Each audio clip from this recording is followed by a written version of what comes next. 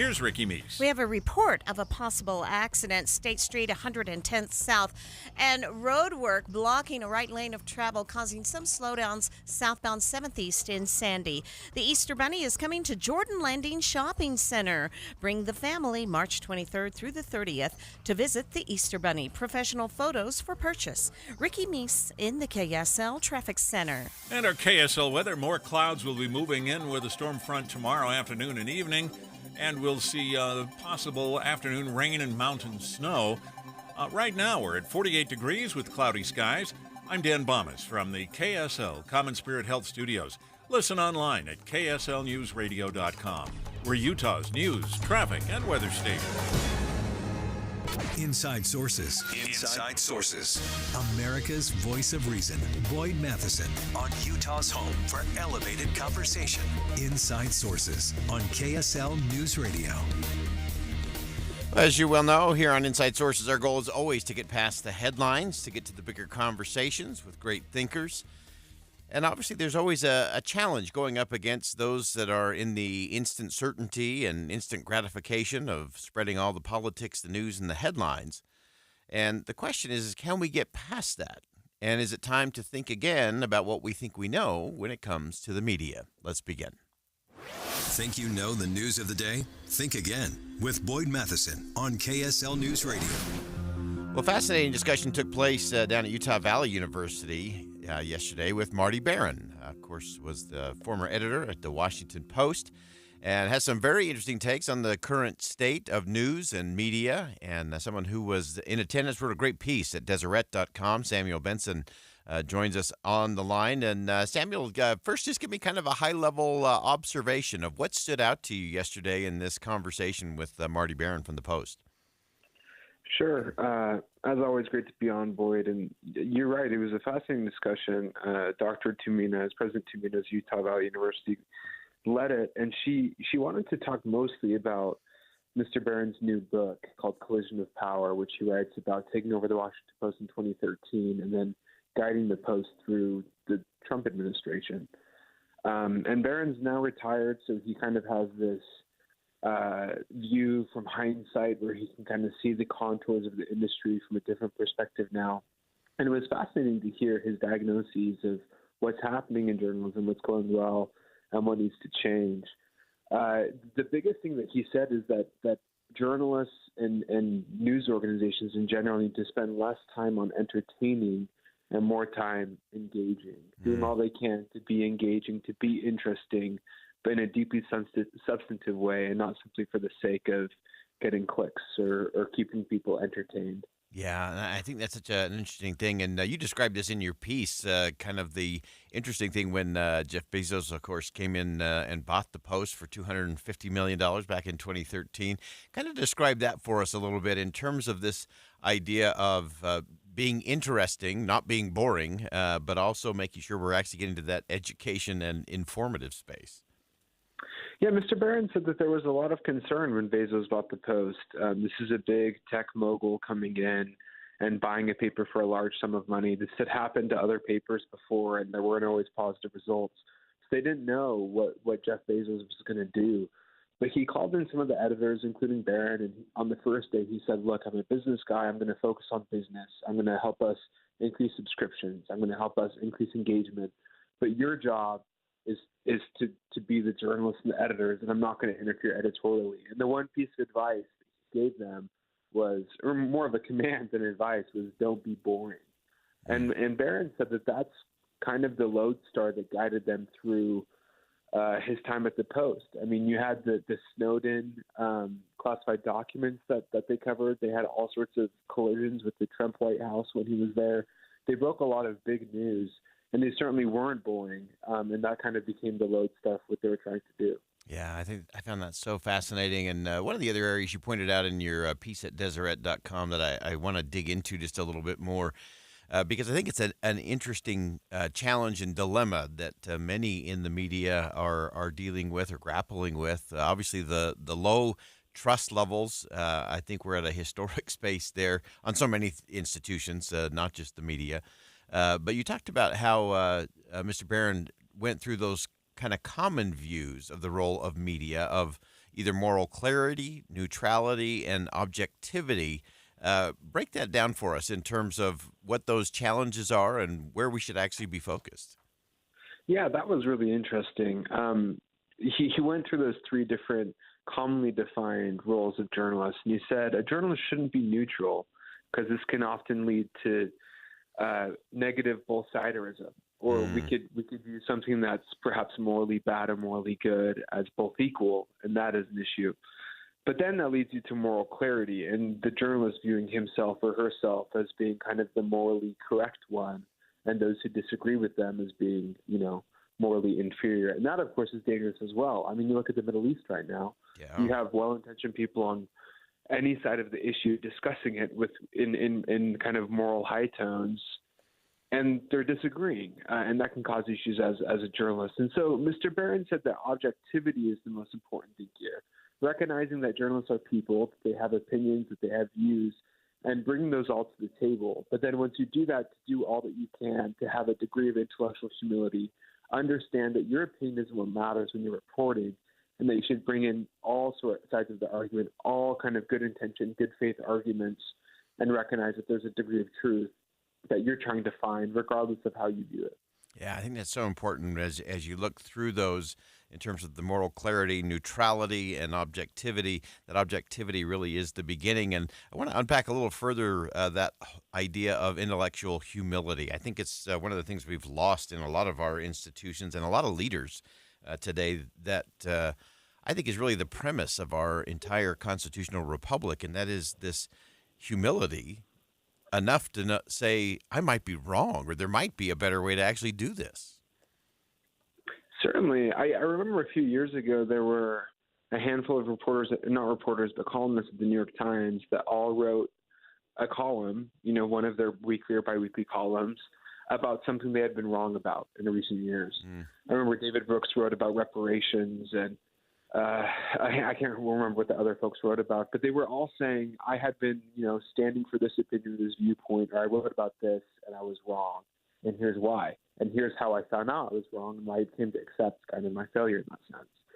And that's something we don't see a lot of from anyone, but I think particularly people in our industry. I'm a victim of that as well. I mean, we expect that when we report something, we've done all that we can in this, process of truth seeking, and then when we come out with a result that may later prove to be incorrect, it's not the easiest thing to say, hey, I was wrong, or my methodology was wrong. And it's something we need more of. That said, it shouldn't just be in hindsight, recognizing that we were wrong in the past, but kind of going forward with the idea that we don't have all the answers. I mean, Barron made the point that if you go into a story thinking that you know what the result's going to be, or you know what the answer is, why do you even report? The purpose of reporting is it's truth seeking, right? It's figuring out how people view things and where the truth is. And so that's something that I know you strive to do, I strive to do. None of us are perfect, but it should be kind of the center, the focal point of the industry if we want journalism to be relevant. Yeah, no question about that. I have just my daily I was wrong file, and it's always open with the things that we don't get quite right, or that new things come in. And I think one of the most important things for all of us, both as those in the industry, but also for all of us as we consume the news, is to be willing to be humble enough to learn something new. Or my favorite thing during the day is when I say, wow, I've never thought of it that way before. And then I know I've been reading a journalist or somebody in the media who has that intellectual curiosity and humility, I think, to really make the difference. Samuel Benson's a national political correspondent for the Deseret News. Check him out at Deseret.com. Samuel, as always, appreciate your perspective and to help us think again about what we think we know. Thanks for joining us today. Thank you, Wood. Again, that's Samuel Benson, national political correspondent for the Deseret News. He's specifically covering the 2024 presidential election. You want to follow him because he is one who is getting at the truth, not the clicks, not the headline grabbers, but underneath it all, what do we know? What don't we know? Do we have that intellectual humility to lean in, especially on topics that are uncomfortable? Or do we only go to our social media bubble where we know we're just going to get validated by what we already think we know?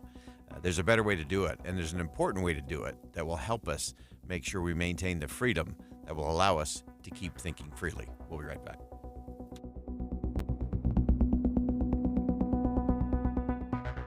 Think again on Inside Sources with Boyd Matheson. 3 days only. Friday, Saturday, Sunday. Save thousands on hot tubs and swim spas. It's a major manufacturer's liquidation of hundreds of in-stock spas. Utah State Fair Park. Hot tubs discounted 40 to 80% to the lowest possible price, starting at $29.99. Free professional delivery. Take possession tomorrow, next week, next month, or next season. The Hot Tub and Swim Spa Sale. Utah State Fair Park. Shop over a dozen models of swim spas from 11 feet to over 19 feet. Swim spas offer low-impact exercise, active family fun, unsurpassed relaxation, and installation in one day. The Hot Tub and Swim Spa Sale. Everything must go. Free parking, free admission. You can't afford to miss this. It's a major manufacturer's liquidation of hundreds of in-stock spas. Friday, noon to 8 p.m. Saturday, 10 a.m. to 8 p.m. Sunday, 10 a.m. to 6 p.m. The Hot Tub and Swim Spa Sale. Utah State Fair Park. Visit hottubandswimspasale.com. The GOP speaker is getting weaker. Hopefully, somebody will step forward and lead. Does a new vote against Mike Johnson throw the U.S. House in turmoil again? Everyone is unserious about having a serious conversation about the finances in this country. Listen this week as Johnson navigates Republican discontent. Get the latest on Inside Sources with Boyd Matheson this week from 1 to 3 on KSL News Radio. Setting the clocks forward, daylight saving time, it makes you feel like there are a few more hours in the day. But let's face it, when you're hiring, that doesn't necessarily help you find qualified candidates for those roles any sooner. Let's get real. There's really only one way to do that, and that's ZipRecruiter. And right now, you can try ZipRecruiter for free at ZipRecruiter.com/Bob. How does it work? You post your job on ZipRecruiter, they send it to 100 plus job sites, you reach more of the right people right now. Spring forward with a new hiring partner, ZipRecruiter, and find top talent sooner. See why 4 out of 5 employers who post on ZipRecruiter get a quality candidate within the first day. Just go to this exclusive web address to try ZipRecruiter for free. ZipRecruiter.com/Bob. Once again, that's ZipRecruiter.com/Bob. ZipRecruiter, the smartest way to hire. Advertising used to be simple. Your options were radio, TV, newspaper, and let's not forget the yellow pages. Now it seems like a tidal wave of options. Podcast, cable TV, streaming, OTT, CTV, audio networks, smart speakers. On top of that, you need digital marketing for your website along with SEM, SEO, display, video, YouTube, email, and all the social media platforms. Look, you're the expert in your business. Wouldn't it be nice to have an expert to market you? We are Bonneville Salt Lake, the local marketing and media company you know and trust. We reach customers across all digital and social platforms and have the reach of traditional advertising available as well. We find your customer anytime, any place, anywhere on any device here in Utah or anywhere in the world. We work to optimize your results with our in-house local team of experts, providing you with qualified leads, not just impressions. Contact Stephanie Palmer at KSL for a free consultation, including a complete digital audit with no obligation or cost to you. Email spalmer@ksl.com. That's spalmer@ksl.com. Did you know 96% of Americans lose an average of $111,000 in Social Security income? And it's because they claim their benefits at the wrong time. Don't lose $111,000 in Social Security income that's rightfully yours. Learn how you could wring every nickel out of your benefits on Retirement Solutions Radio this Saturday afternoon at 3 o'clock, right here on KSL, News Radio 1027. Good morning. I'm the 40% off window company. 40% off? Of what? Hey, 40% off! Yeah, I'll bet it's your biggest sale of the year. This week only, because you need a model home in our neighborhood. Well, nothing. It's baloney. Hi, this is Kathy. I'm Doug of Window World. When you hear those things, you know you've entered the baloney zone. Resist the force of the baloney zone. Find Window World online at windowworldutah.com. Or call Window World at 281-8111. That's 281-8111. And that's no baloney. Attention Wasatch Front businesses and property managers. GoPave Utah is a full-service parking lot paving, repair, and maintenance company servicing the Wasatch Front. Contact GoPave Utah today. GoPaveUtah.com. With the 3 things you need to know this hour, I'm Dan Bomas. First, the man accused in 6 hit-and-run incidents around Salt Lake is appearing in court this afternoon. Second, another border crossing has been opened into Gaza, but the aid getting through still not enough for thousands of starving people. Third, the winning ticket in the Mega Millions lottery is worth $30,000 to the store that sold it. The jackpot worth more than $1 billion. 48 degrees and cloudy now in Salt Lake City. Back to Inside Sources on KSL News Radio. Get deeper insights on the news from Inside Sources. A church on the border town in Arizona has had a long tradition of providing food and other necessities to those in need. However, due to a change in the town's zoning laws, the church suddenly finds it increasingly difficult to continue charitable giving. So what happens, what needs to happen when zoning, administrative laws interfere with some of these things that are deeply American in terms of civil society and helping those in need? Christian Brisky, of course, is a reporter at Reason, covers property rights, housing policy, transportation policy, and regulation. Christian, welcome back to the show. Hey, thanks for having me on. All right, so give us the breakdown here. Talking about a small town in Arizona, what is going on, and how is the government getting in the way of someone and a group that's just trying to do some good? Yeah, sure. So in San Luis, Arizona, border town, you have the Gethsemane Baptist Church, which for decades now has run a food ministry where they hand out food and other essential items to people on the church property.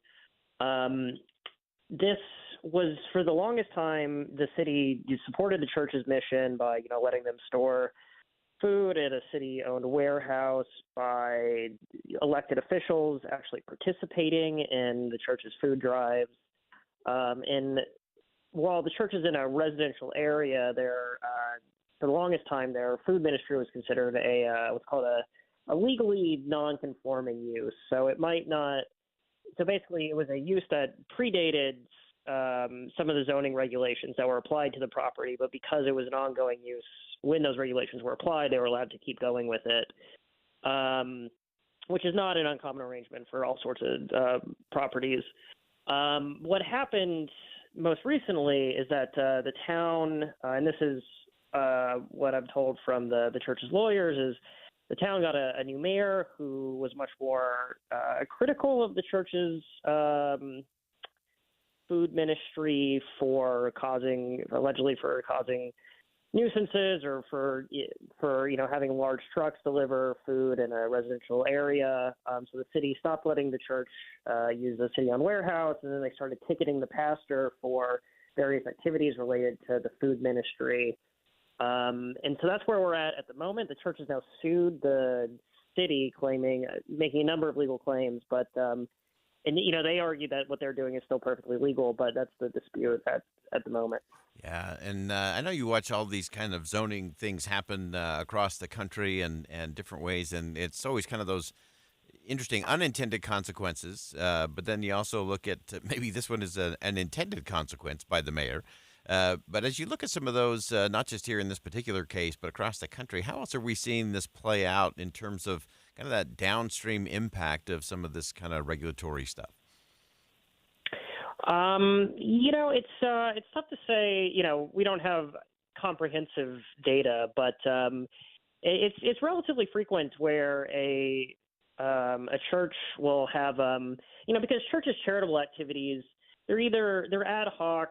These oftentimes they're not. These are not professional operations, and they often don't fit neatly into zoning codes, that's trying to separate activities into commercial, residential. And so, churches are often in residential zones. And so oftentimes their soup kitchens will be considered a commercial activity that then needs to go get a special permit or is considered in violation of the zoning code.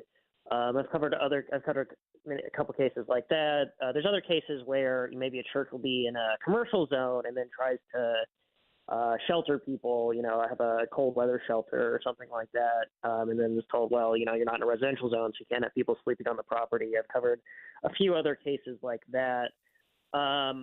It's because churches' activities are, and oftentimes, as in the case of the San Luis church, a church has been doing something for a long time, and then for whatever reason, people all of a sudden have a problem with it because maybe it's started to create a new nuisance, or people, there's new neighbors who are more sensitive, or new elected officials who are more sensitive. And so then something that used to be allowed and okay, even though it was technically prohibited, all of a sudden becomes a problem. So all these things can, trip up churches just trying to do, what churches do, which is help people in need. I know, what a radical thing to actually do that. We should make that easier, not harder, I think, in most cases. Give us a sense. I know some of the other things you've been following. I want to jump over to our friends in California and some of the builders challenging down there, again, some of those anti-development jurisdictions. What have you been seeing down there, and what's the lay of the land? Oh, sure. So California is an interesting case of having some of the most restrictive laws in the country, but then also one of the most active movements to liberalize zoning laws in the country as well. The thing I covered most recently, I think that you're alluding to, is there's a provision in California law called the Builder's Remedy, which allows developers who, in jurisdictions where they're out of step with state housing law, effectively requiring them to plan for more affordable housing. In those jurisdictions, builders are allowed to propose projects without having to go through comply with local zoning. The problem is a lot of cities have created a lot of procedural tricks to not basically process these what are called builder's remedy projects. But recently there was a court case that shut down one of these procedural tricks. Basically what cities would do is continually delay consideration of someone's project application. And they would say, well, we're not saying you can't do this. We're just going to take our time reviewing it.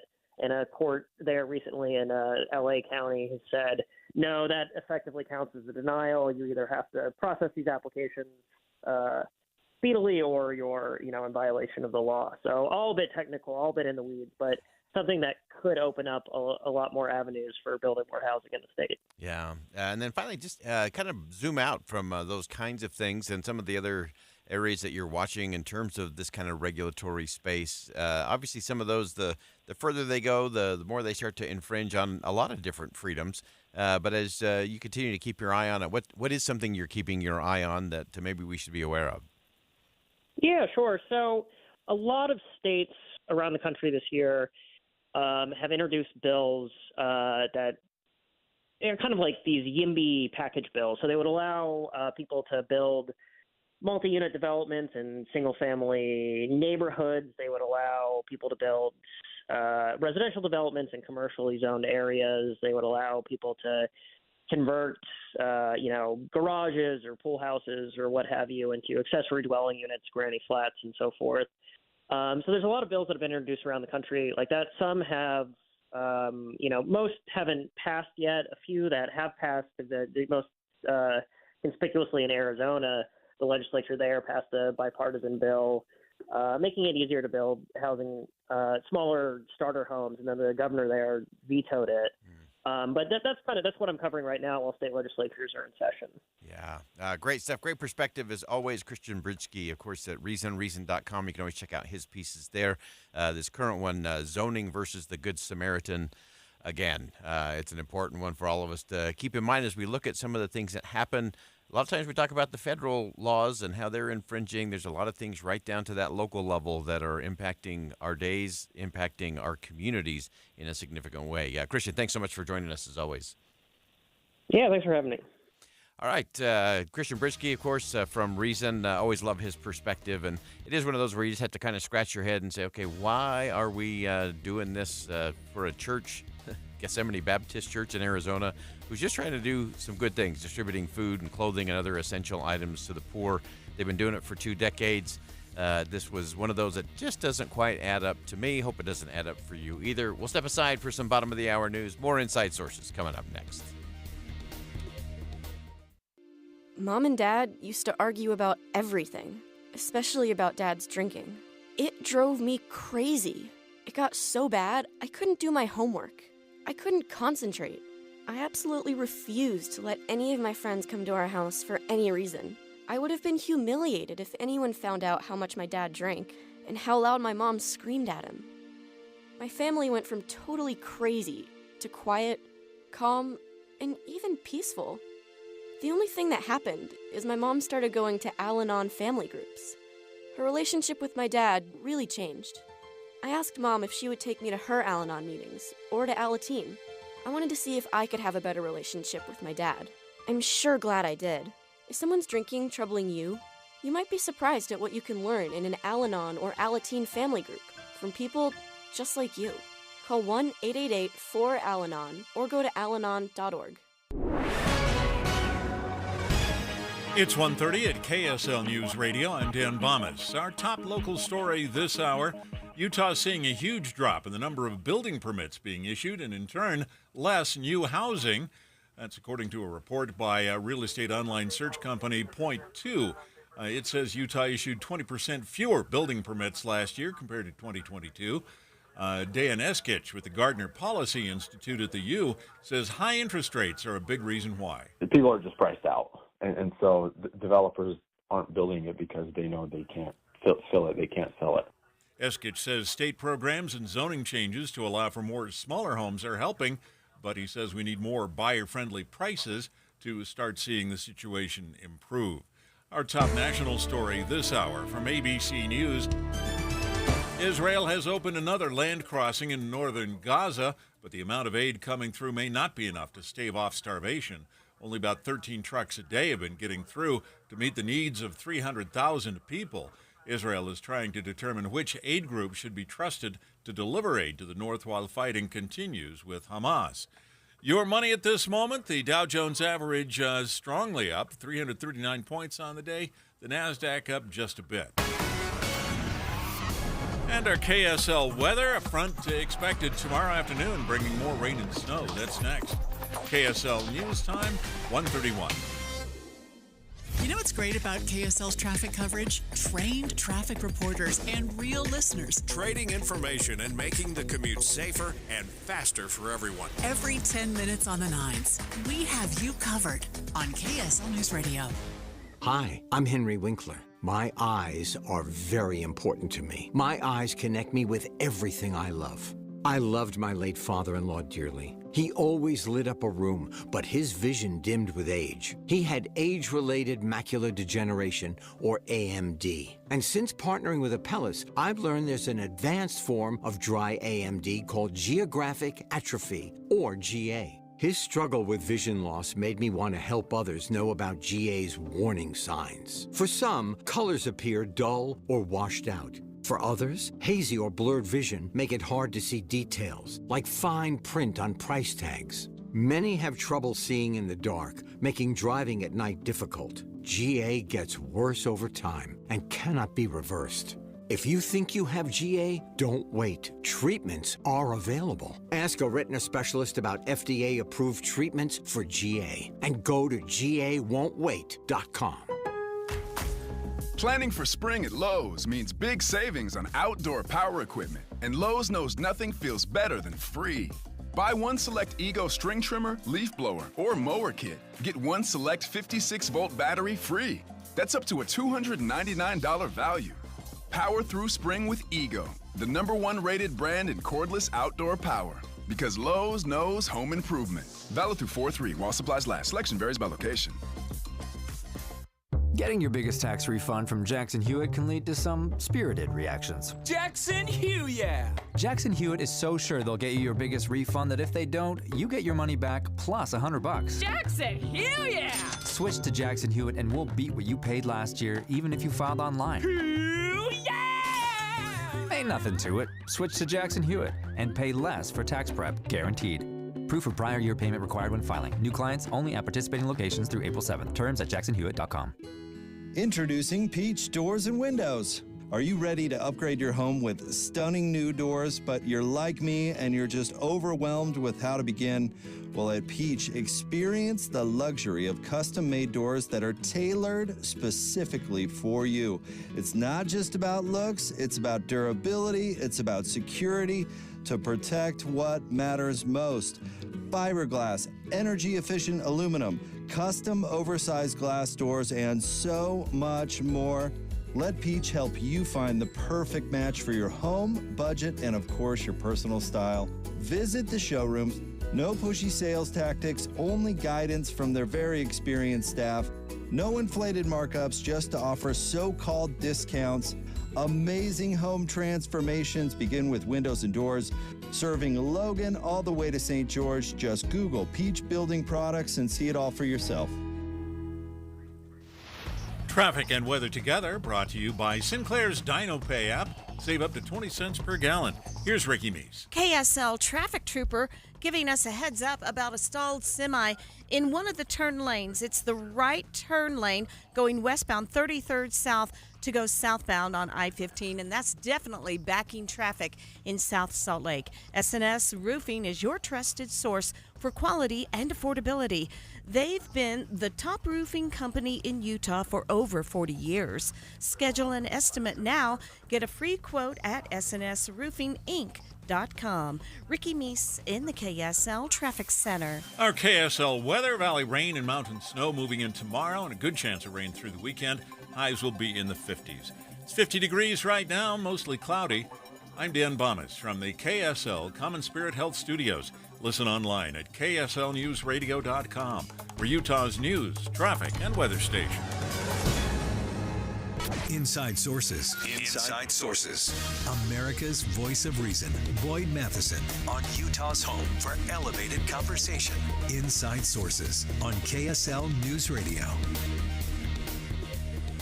As the 2024 presidential election cycle rumbles, maybe undulates along, not fast enough for most of us, the former and the current president continue to play tag back and forth in the polls as it goes in those battleground states.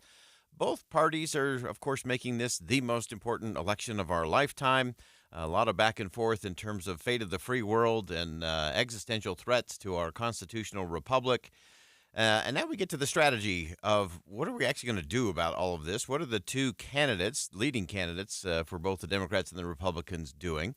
And interesting, current occupant of the White House, President Joe Biden, is actually turning to his predecessors for some campaign advice and support. The former President Obama has been engaged, I think, in a number of different ways, and we want to see how that's playing out and the impact that it's having. Someone who has been covering that for News Nation's Kelly Meyer, of course. Kelly's the Washington correspondent for News Nation in the D.C. Bureau. And Kelly, welcome back to the show.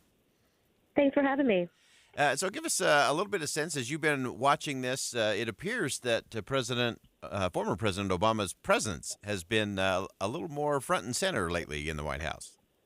Yeah, definitely. We've been talking with our sources here, and sources familiar have been saying that he is getting more involved. He's been talking with aides here at the White House and giving some advice and kind of communicating just how much is at stake here, and trying to invest his energy and time into helping his former running mate get reelected. So we're hearing from the Biden campaign, the Biden-Harris campaign, that he's going to be more involved in fundraising events out there on the campaign trail. He's already recorded digital ads with President Biden by his side, and they have more that they're going to release here very soon. And he's also helped with just grassroots fundraising, and just his outreach and his following really helps in getting the word out for his former running mate and friend and colleague that he still comes here and talks with. We know that he was here at the White House just last week, and they said it was a fun conversation. They were joking around. They also talked about policy, but as well as 2024 and the road ahead. Yeah, and so I want to break into a couple of different components there. One, let's talk about the fundraising side. Of course, the former president was a prolific fundraiser. For sure, we know there is an event coming up that will headline both former President Obama and former President Clinton, along with Joe Biden. Give us a sense of what that's about and how they are going to continue to position that.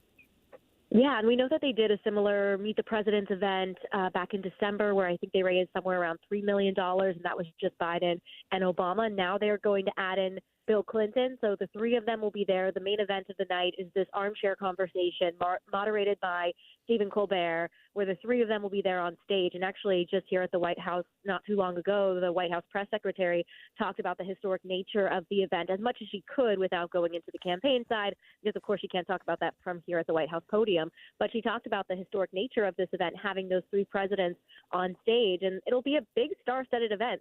There's going to be Mindy Kaling, Lizzo, Queen Latifah, several high-profile guests from musicians to comedians.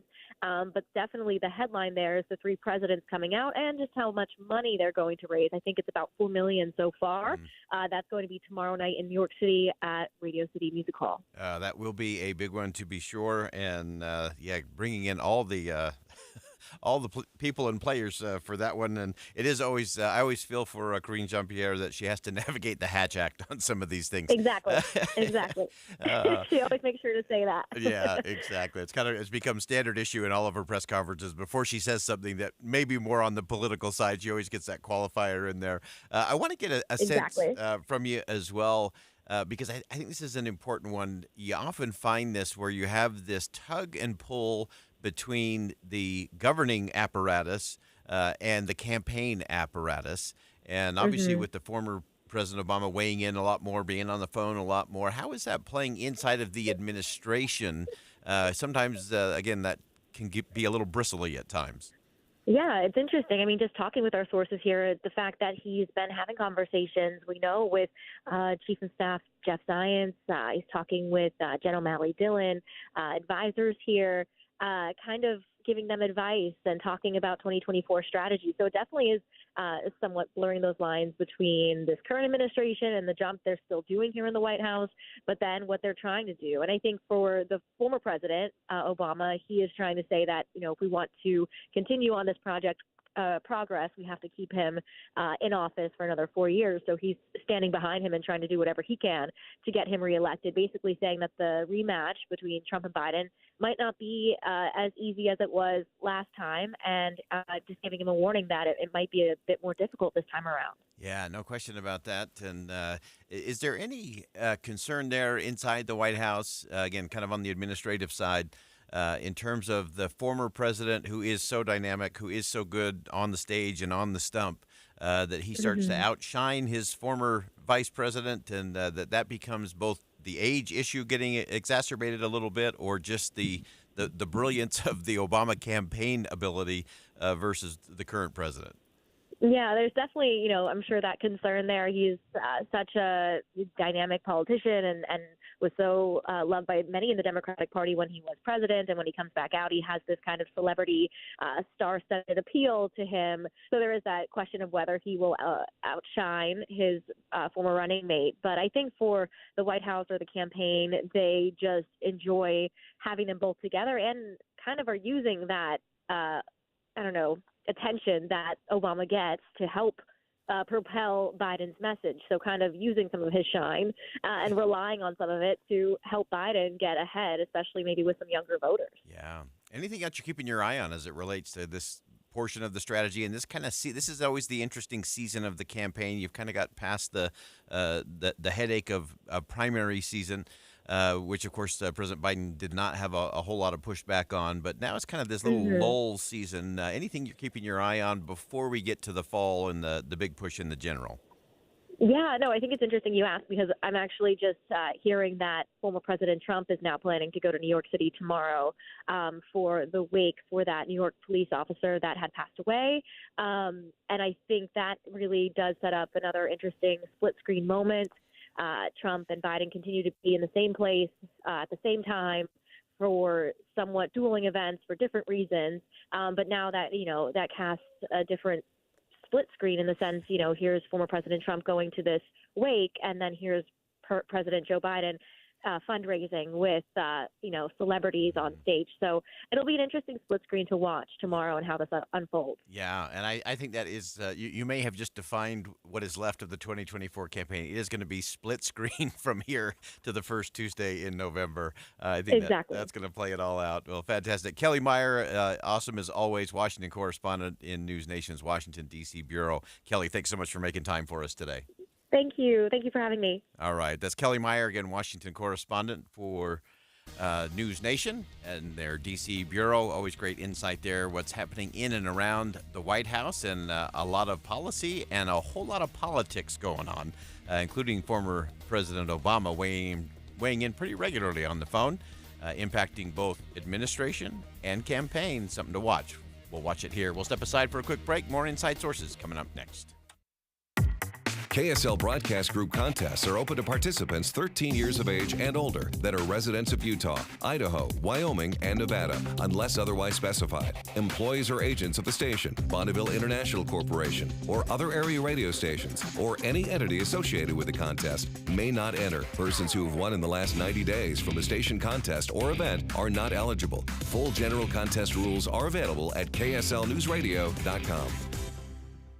A lot of you already know that when it comes to HVAC maintenance, repair, and replacement, no one helps more homeowners than Any Hour Services. And if you've been thinking about replacing your old furnace and air conditioner, this ad's for you. What's up, everybody? I'm Mike Wilson with Any Hour Services, and right now we're having our most popular sale of the year. Here's how it works. When you have Any Hour Services install a new air conditioner, we'll give you a new furnace for just the cost to install it, about $400. The furnace is free, you just pay the labor. One of the reasons this sale is so popular, there are no gimmicks, like you have to buy our most expensive air conditioner to qualify for a free furnace. You could buy our most basic, least expensive air conditioner and you still get a new furnace for just the cost to install it. All you have to do is call Any Hour Services by March 31st and schedule a free estimate. One of our HVAC supervisors will come to your home and explain everything. If you think you might be interested, call Any Hour Services today and schedule your free estimate. 801-443-7400. You can Google Any Hour Services. You can even schedule online at anyhourservices.com. If there's a problem during your siding, gutter, or window installation project, most contractors will try to hide it, ignore it, or blame someone else. It's called passing the buck or turning a blind eye, or my favorite, finger pointing. My question is, where is the accountability? Tim Jr. here from RGS Exteriors, and look, sometimes problems just happen, no matter who you hire. Maybe the wrong color siding gets delivered, despite the order being placed perfectly, or maybe a downspout gets cut short. Honestly, it could be anything. At RGS Exteriors, mistakes are rare, but if something goes wrong, I can absolutely, positively, 100% guarantee you we'll never hide it, and we'll never pass the buck. We'll make certain everything turns out right for you. That's people over profits. That's the RGS Exteriors way. For a free estimate on siding, gutters, or windows, call 801-280-3110, rgsexteriors.com, rgsexteriors.com. What's in your garden? Oakdale Organic Compost nutrient-rich formula makes vegetables, flowers, trees, and lawns grow beautifully. No wonder it's the official compost of Thanksgiving Point. Visit oakdale.com. 2 years ago, Americans watched in horror as a crisis unfolded at the Kabul airport. She was tear-gassed and beaten. Images of thousands desperate to escape Taliban oppression filled our news feeds. More than 80,000 Afghans made it to America. But the story didn't end there. It was very cold. There was no power, no heat. Who would help our newest neighbors? I'm Andrea Smartin. In Stranger Becomes Neighbor, you'll hear the stories of some remarkable refugees who left their homes and their dreams behind, only to start over from zero. Their only possession was 3 blankets. And you'll meet Americans who stepped up to help them. You want me to come when you deliver your baby. What can one person do in the face of an international disaster decades in the making? That's Stranger Becomes Neighbor. Find us at kslpodcast.com, follow us on Apple Podcasts, or anywhere else you listen. At Social Security, we are always thinking of ways to save you time and make things easier. That's why we created My Social Security. Opening a My Social Security account gives you secure access to your personal record and interactive tools tailored for you. You can see if you are eligible to receive benefits, view spousal benefit estimates, and compare retirement benefit estimates at different ages or dates when you want to start receiving benefits. Already receiving benefits? Use your account to change your address, set up or change direct deposit, get a proof of income letter, and more. In most states, you can also request a replacement Social Security card. Save time. Go online. Open a My Social Security account at ssa.gov/myaccount. Social Security, securing today and tomorrow. Produced at U.S. taxpayer expense. With the 3 things you need to know this hour, I'm Dan Bomas. First, the number of building permits issued in Utah is down dramatically. That indicates much less housing being built. Second, 2 of the teenagers accused in the death of a man in Taylorsville are being charged as adults. And third, aid is getting through another gate into Gaza, but not much compared to the need.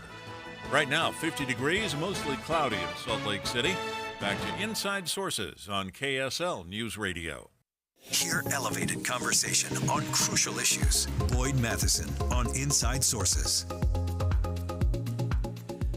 Welcome back to Inside Sources here on KSL News Radio. It's great to be with you today, as always. And, of course, as we continue to watch political season and the announcement from Utah's junior senator, Mitt Romney, that he would not be running for re-election, the race for Utah's next senator has been pretty much nonstop. One of those non-stoppers joins us in studio today. Carolyn Pippin is running for the United States Senate. And Carolyn, welcome to the show, and great to have you in studio today. Thank you, Boyd. I do like to say to all of my fellow Senate candidates, I am the most fun one in the race. So we're just going to get that out of the way right up front. But can I add, I said this to one of my boys. I'm a mother of 5 boys. I said this to one of my boys, and he looked at me and said, yeah, all that tells us is that politics is even worse than I thought it was. There you go. There you go. Well, as you've jumped into this race, again, large field, lots going on. We always have to get the backstory. Yeah. Why this race? Why now? Yeah. No, I really think why now can be answered and summed up in all of the things that we're seeing going on in our country right now, right? And we are, I believe, facing a number of unprecedented in my lifetime crises, right? We have a currency problem. We are $34.5 trillion in debt. We have the buying and selling of oil outside of the U.S. dollar with BRICS nations last summer. I think that began. We have some threats on the currency side. We have massive threats around the world on the military side, right? And I think those will escalate in coming years. We need people who understand what this nation was founded on, what its purposes are, what it is meant to be and what it once was, that I don't believe it necessarily is right now, but can be again as we restore those constitutional principles. Like, this is a nation that was founded on really a respect for the individual and the liberties of that individual being protected by our government through our Constitution. That has been completely disregarded. In fact, earlier today, I saw a tweet by our senior senator. It is funny because I think I'm about 6 months older than he is, maybe a year or so. I think it's about a year. But regardless, our senior senator, you get to be my age and you want to be young. And it had to do with the fact that there is more and more information coming out about the warrantless spying on the American people by our federal agencies. This is not what should be going on, and we have Congress that continues to authorize these types of programs against what I say any constitutional basis or right of those agencies. And if we don't have people, I say all the time, this is not 1996, right? The issues that we're facing, my entire lifetime, we have asked the question, at what point will our politicians stop kicking the can down the road? I think the road has ended and there's a cliff on the other side and we're halfway down it, right? Yeah. So we need people who understand these very basic principles and know how to do and are willing to do the really difficult work of restoring this republic. Yeah, and I want to go back and unpack a little bit on the currency piece, on the debt in particular, because this is one of those, we always say you can't get $34 trillion in debt through conflict. It's actually through collusion. Yes. And here we are again. Now we do a double kicking of the can down the road because we've split the 12 appropriations bills into 2 buckets. But we do know that September 30th is going to come when the work is supposed to be finished, one of the few constitutional duties outlined for Congress. How do we change that dynamic? How do we get to the hard work and heavy lifting of having the real conversation there? Yeah, I want to say a couple things, and I want to start with this kind of precursor, and that is, to your point, I agree completely. I say all the time, we elect politicians who say, I'm going to go back to Washington and get things done, or I know how to get things done. I call it $34.5 trillion worth of getting things done debt, right? Yeah. That's exactly what that is. And here's the issue. We have so many elected officials focused on the programs that drive that spending because it gives them good headlines or it gives them kudos from the lobbyist class or those supporting their campaigns or whatever. And as a result, they're not focused on the difficult things, the important things, the necessary things, like actually getting our budget under control, right? So the way that we do that, number one, is by clearing out the fluff that's put us here. And we have to have, and this goes hand in hand with my number two, we have to have a strong group of leaders in Congress. That's been missing. And I mean real leaders, not just people. Conservatives say all the time, this is one of our biggest problems. I think we're really awful at strategy, right? And we know we're right constitutionally. And so we want to stand in the corner with our Constitution and scream at people. And we think that that's going to accomplish those difficult things. And it is not. It requires something more than that. It requires doing the difficult work of bringing people to us instead of us always moving to them, which Republicans have a massive problem doing, right? We're always working with those who are pulling us away from those constitutional principles instead of us pulling them. I'm going to say something. So I've lived in Utah for 35 years. My parents were born and raised here, got into a car right after getting married, and drove across the country to a state they had never been to. I was born and raised in New York. And I do refer to the church by its proper name always, except for when I use this phrase, and that is, I was raised a Mormon in New York, man. If you think I do not know how to work with people who aren't like me and help bring them toward me, my formative years were based on that, right? And we have to understand, if we don't have a firm belief and understanding of these basic fundamental principles that our nation was founded on, it becomes really easy, and we see this all the time with good people who go back to Washington and, frankly, good people who go to Capitol Hill in the state of Utah, and they get very confused by these arguments because they're not well grounded in the principles that have to drive policy. Okay, final question before I let you go. Back onto the campaign trail. Yes. And I've asked this question of everyone from those running for president of the United States to local mayor and city council. Campaigns are hard. They're long. They're exhausting. They're exasperating. They're all the things. You've been experiencing that. What is it that will make all of this worthwhile, even if you get to that first Tuesday in November and you don't win? Yeah. So I'll tell you this, and we'll know long before that first Tuesday in November, by the way, because we have a primary and a caucus convention system. But I will say that, you know, some of my friends who I've worked for and with in politics have said this to me, and I firmly believe it, and I see it. We've had a lot of different candidate forums. And every time I come back and I'm like, I don't use talking points and no one else writes my speeches. And I come back and there are 4 or 5 of my best lines that somebody else has picked up. And here's what has been said to me, and it's true. And this is what makes it worth it. Carolyn, you being in this race, I understand policy more broadly and deeply than anybody else in the race through a constitutional lens. And what my being in this race does is it elevates the conversation pretty significantly. And I'll tell you, I have had people from all walks of life with specialties in different areas try to throw me on some of these policy questions. They have not been able to, but always it's through a constitutional lens.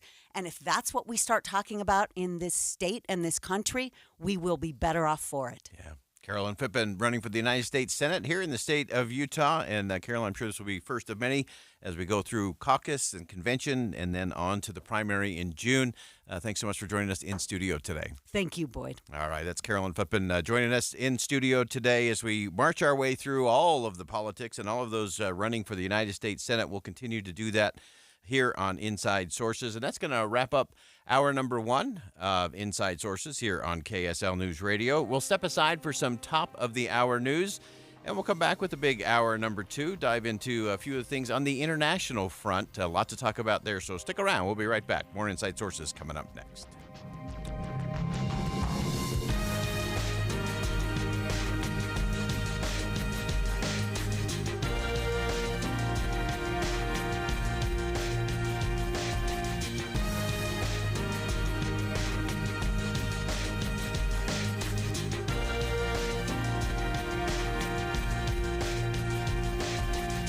KSL FM Midvale. KSL Salt Lake City. From the KSL Common Spirit Health Studios, this is KSL News Radio.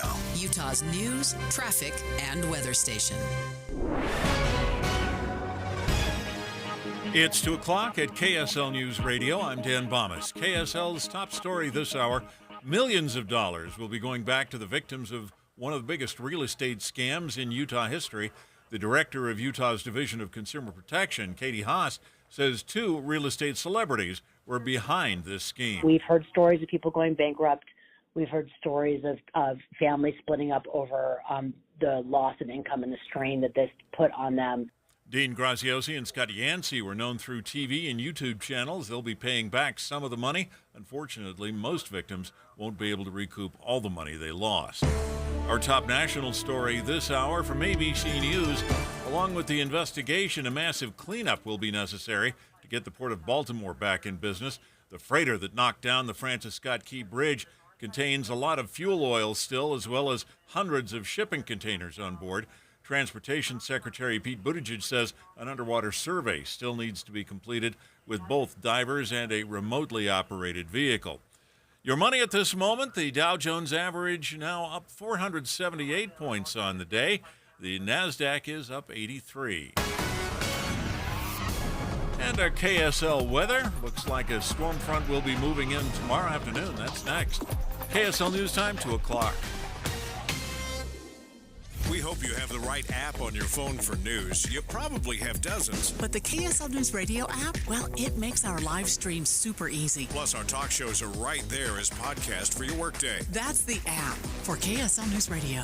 This Monday Tax Tip is brought to you by Susan Spears, CEO of the Utah Association of CPAs. If you haven't already funded your retirement for 2023, do so by April 15th. That's the deadline for contributing to a traditional IRA or a Roth IRA. Making the deductible contribution could help you lower your tax liability this year. To qualify for the full annual IRA deduction in 23, you must either 1, not be eligible to participate in a company retirement plan, or 2, if you're eligible, your adjusted gross income must be less than $73,000 for single or head of household filers, or $129,000 or less for couples filing jointly. The maximum IRA contribution you can make is $6,500 or $7,500 if you're 50 or older. Discuss your IRA deduction options with your CPA. Get the most out of your income tax preparation when you hire a CPA. Go to uacpa.org to find a CPA that's right for you. Listen to KSL on Monday for more tax tips from the Utah Association of CPAs.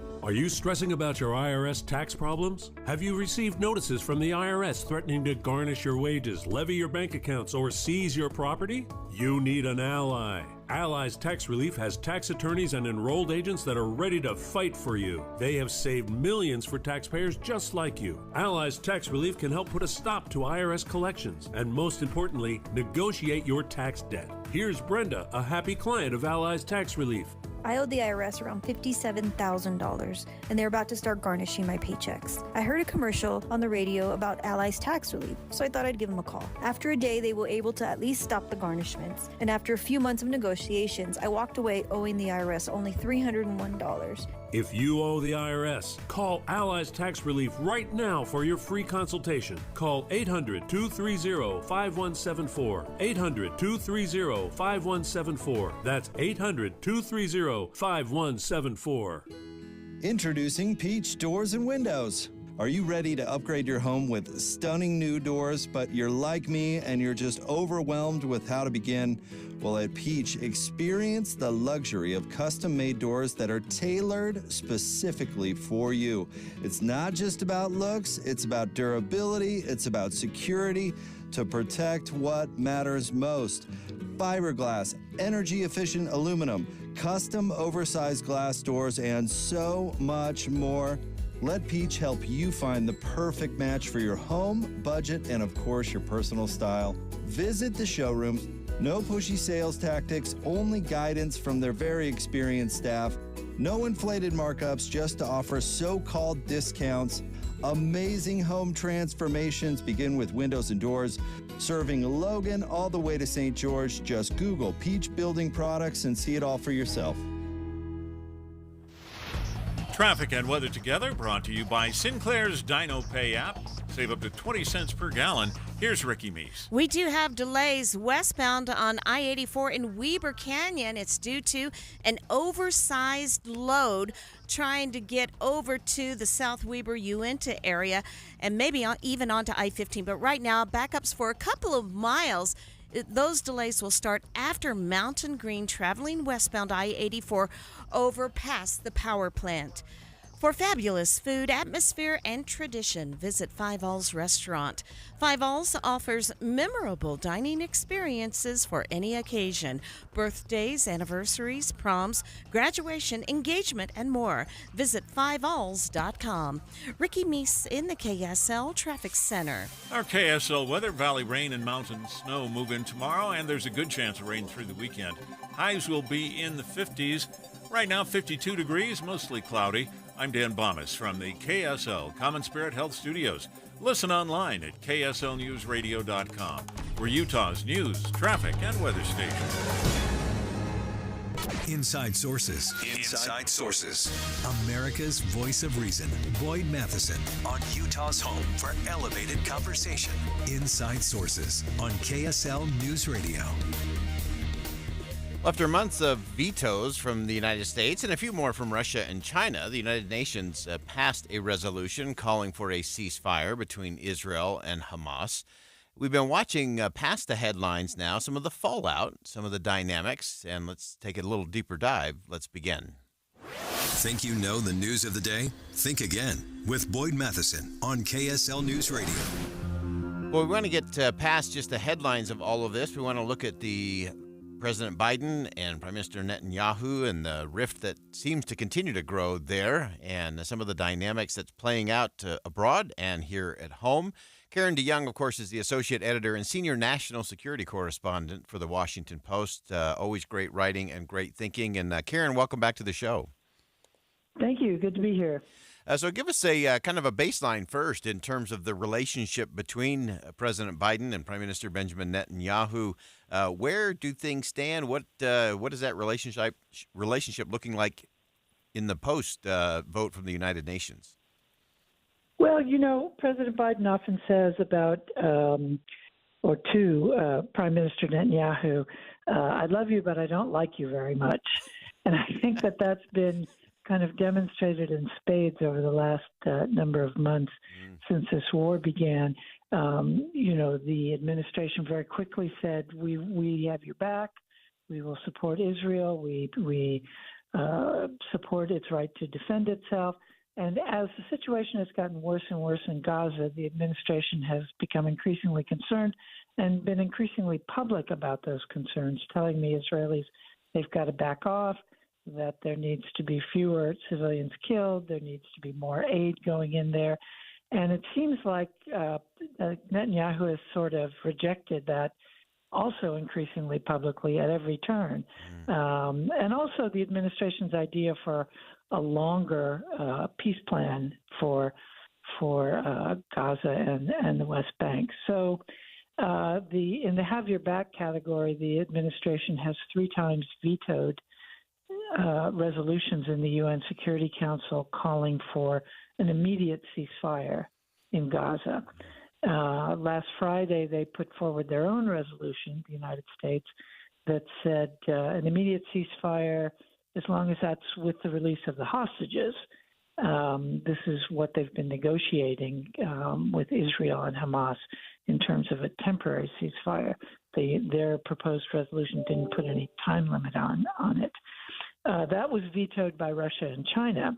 So the Security Council was looking pretty feckless, I think, in not being able to do anything about this. And on Monday, another resolution was proposed, which talked about an immediate ceasefire and the release of the hostages, but it didn't say one was dependent on the other. And the United States decided that they would abstain and not veto it and allow it to pass. And this was something that they they were on the phone all weekend to the Israelis and felt like the Israelis understood what they were going to do and why they were going to do it. And so they did it on Monday, and Israel immediately said, well, if that's the case, we are not coming to this meeting that was scheduled this week that Biden had specifically asked for with the high-level aides to Netanyahu, and they just said, we're not coming. And I think the administration, shocked is the word for it. They clearly did not know this was coming. They said they were disappointed. They thought it was sort of beyond what one could expect in terms of reaction. Today, we've got the White House saying, well, we've talked to them and we're going to reschedule this meeting. So we'll let you know when we have a date. So that's kind of where things stand right now. Yeah, so fascinating. All the twists and turns and ebbs and flows of all of this. And I think it has been an interesting challenge for the administration and John Kirby in particular to do the mental gymnastics of no change in policy and trying to just navigate all of that. Again, out in public, it's becoming increasingly complicated, I think, for both sides. Yeah, no question. No question. And of course, President Biden is under a lot of pressure, mostly from within his own party, to show that he's willing to use the leverage that the United States has as Israel's strongest ally and certainly its biggest weapons supplier. There are plenty of laws and an executive order that Biden himself signed that said if Israel violates any international humanitarian laws or U.S. laws, or impedes the flow of humanitarian aid, that it will consider taking action up to and including the suspension of weapons deliveries. And there's a lot of people, a lot of Democrats, and a lot of just activists and concerned people around the country that are saying, "Okay, let's do it. You said that you've told them to do all these things, or recommended they do all these things, and they haven't done them. So what are you going to do about it?" And it's a domestic political problem for the Biden administration, but it's also a problem internationally for the United States because more and more countries have said, that's enough. This has to stop. Yeah, and I think it's so interesting. And on that internal politics, I think within the Democratic Party, of course, you had the majority leader, Chuck Schumer, doing a pretty unprecedented speech on the floor of the Senate there. Give us a sense in terms of how that continues to play out and what additional pressure is that putting on President Biden and the administration? Well, Schumer came out with a speech and said, I think the time has come for Prime Minister Netanyahu to step aside and for Israel to have new elections because, of course, Netanyahu's government is very much to the right. Does a lot of things that the administration doesn't like. Has a lot of legal problems of his own, and the feeling is that he's perpetuating the war because he wants to stay in office. So Schumer said, "Well, I think they should have elections and he should go," which was startling because Schumer is one of the biggest supporters of Israel inside the Congress. Right. Biden was asked about this and came out and said, "Well, I think it was a pretty good statement." End of reaction, and that, of course, infuriated Netanyahu even more. So, so far it's all rhetoric. Right. The question is anybody going to do anything? And that's not clear. Yeah, that is definitely not clear at all, and we'll continue to watch all of that. Nobody better at the analysis, Karen DeYoung, Associate Editor and Senior National Security Correspondent at The Washington Post. And Karen, we always appreciate you making time for us. My pleasure. Again, that's Karen DeYoung, Associate Editor and Senior National Security Correspondent at The Post. And the ebbs and flows of all of this are so complicated, again, especially in light of the UN Security Council resolution, the United States abstaining from that particular vote so that it did pass. Remember, the United States, if they voted no, would have ended it all for that particular resolution. And this continues to go round and round. And as Karen rightly pointed out, to this point, it's mostly been about the rhetoric.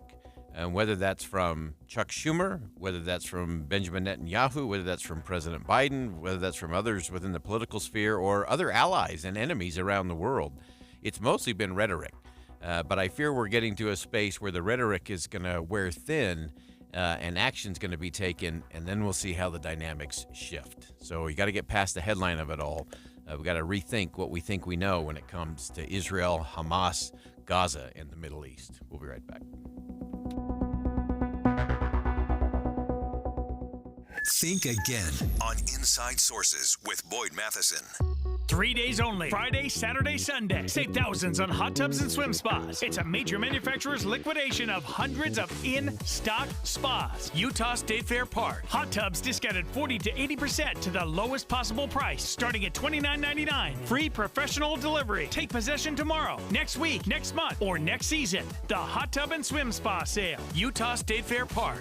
Shop over a dozen models of swim spas from 11 feet to over 19 feet. Swim spas offer low-impact exercise, active family fun, unsurpassed relaxation, and installation in one day. The Hot Tub and Swim Spa Sale. Everything must go. Free parking, free admission. You can't afford to miss this. It's a major manufacturer's liquidation of hundreds of in-stock spas. Friday, noon to 8 p.m. Saturday, 10 a.m. to 8 p.m. Sunday, 10 a.m. to 6 p.m. The Hot Tub and Swim Spa Sale. Utah State Fair Park. Visit hottubandswimspasale.com. The GOP speaker is getting weaker. Hopefully, somebody will step forward and lead. Does a new vote against Mike Johnson throw the U.S. House in turmoil again? Everyone is unserious about having a serious conversation about the finances in this country. Listen this week as Johnson navigates Republican discontent. Get the latest on Inside Sources with Boyd Matheson this week from 1 to 3 on KSL News Radio. Hey, have you saved more than $200,000 in an IRA or 401k? You may not realize it now, but you've got a big problem on your hands. And that problem is taxes. Because if you don't take advantage of some tax planning strategies now, Uncle Sam could take a big chunk of your hard-earned retirement savings. Learn how you could reduce the taxes on your IRA and 401k with a free retirement tax savings analysis. It's from Boss Retirement Solutions. If you've saved more than $200,000, schedule your free tax strategy session now by calling 801-896-9622. Discover the tax planning strategies that could dramatically reduce your taxes in retirement. Call 801-896-9622. That's 801-896-9622. Advisory services offered through Boss Retirement Advisors, an SEC-registered investment advisory firm. Insurance products and services offered through Boss Retirement Solutions. Devotion to country, service to Utah. Brent Orrin Hatch had a front row seat, watching his father serve our state faithfully in the Senate. A constitutional conservative and lifelong Republican, Brent Orrin Hatch is a champion for the rule of law. He's running for Senate to stop this lawless president from destroying our country from within. Hatch will fight to secure the border once and for all, and take on Mexican drug cartels to halt the flow of deadly fentanyl. Brent Orrin Hatch knows the national debt is just as big a threat to national security. Hatch won't rest until the budget's balanced and won't cave to the big spenders in both parties. Pro-life, deeply committed to religious liberty, rock-solid Utah conservative. Brent Orrin Hatch for Senate. Paid for by Conservative Outsider PAC, which is responsible for the content of this advertising. Not authorized by any candidate or candidates committee. www.copac.us. Looking for a secure retirement plan without market risk? Look no further. Lyle Boss, president of Boss Financial, specializes in no market risk retirement strategies with guarantees of principal, guaranteed growth, and lifelong income. Join Lyle right here each Saturday and Sunday for his Safe Money radio show, and call him now at 855-355-SAFE for your complimentary customized Safe Money information kit and Safe Money book. Nothing but upside here at 855-355-SAFE. Any Hour Services can help you make sure your furnace keeps you warm this winter. Whether you need a tune-up, a repair, or a second opinion about replacing it, call Any Hour Services or visit anyhourservices.com. Dave and Debbie. I want our listeners to feel like they have an advocate, that they have somebody that's going to fight for them, challenge the status quo or the pithy soundbite. We have a unique job where we have access to interviews and people that not everyone has. We take that seriously. So if we do feel like we're getting a spin, then we can challenge it.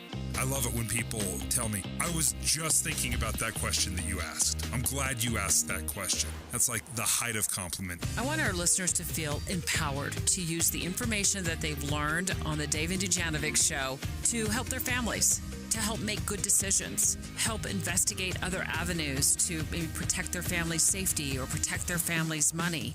I'm hopeful our show leaves our listeners with a sense of empowerment so they can make the best decision possible for themselves and for their families. Listen for Dave and Dujanovic 9 to noon on KSL News Radio. With the 3 things you need to know this hour, I'm Dan Bomas. First, millions of dollars will be going out to victims in one of Utah's biggest real estate fraud settlements ever. Second, an electric SUV from Kia won top honors at the World Auto Show. Third, a massive cleanup will be needed to remove the debris left by the collapse of the Francis Scott Key Bridge in Baltimore. Right now, 52 degrees, mostly cloudy in Salt Lake City. Back to Inside Sources on KSL News Radio. Boyd Matheson divides rage from reason on Inside Sources. Many questions still remain unanswered in the aftermath of the awful terrorist attack in Moscow this past weekend, left well over 100 people dead. The terrorist group known as ISIS-K has claimed credit for the attack, while the Putin regime has been attempting to shift some of that blame to With Ukraine. The 3 things you need to know this hour, I'm Dan Bomas. And we want to take a look at where this goes next. And we turn, as we often do, to Leon Aron, a senior fellow at the American Enterprise Institute. He studies Russian domestic and foreign policy, U.S.-Russia relations, and the economic, social, and cultural aspects of Russia's post-Soviet evolution. And Leon, thanks so much for joining us again. Glad to be here. Give us some backstory in terms of kind of understanding this particular ISIS attack in Russia. What are you hearing? What are you sensing? What does this mean? Well, that means that first of all, it's not out of the blue. Those attacks have been quite frequent. Really, and some of them are very large scale, beginning on 2001.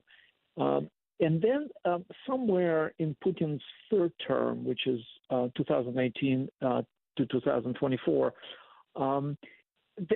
we kind of didn't hear much about it. I personally suspect that they continue to take place on a very small scale, or they were prevented. But we never knew about it just because of the tightening of the screws on information control in Putin's Russia.